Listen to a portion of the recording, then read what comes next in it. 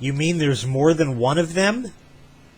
This guy blatantly made a left turn at a red arrow.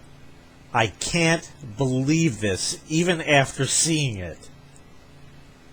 They swore last year we were going to have like an impossibly terrible winter. Never happened. Yeah.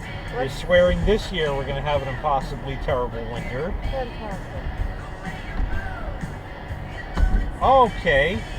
Did you see that? That was a left on red. That was bullshit.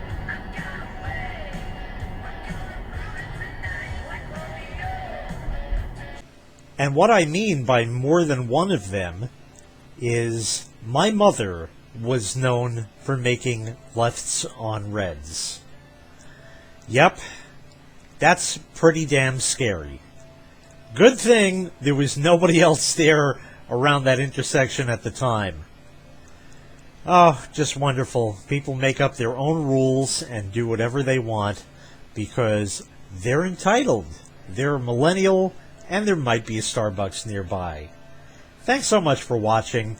Make sure you click like, make sure you click subscribe, and take care. We'll see you next time. Bye-bye.